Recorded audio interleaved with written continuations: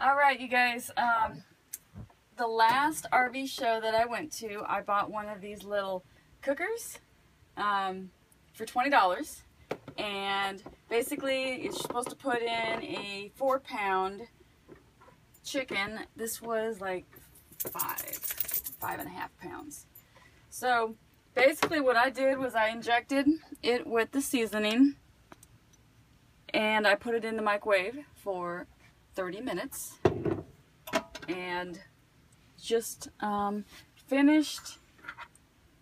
And it smells kind of weird, but if you can look, it actually looks pretty tender.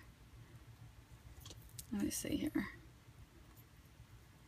Alright, I'm going to try this.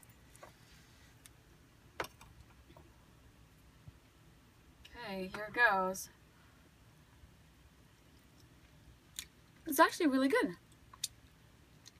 And that seasoning is Cajun injector seasoning, Creole garlic.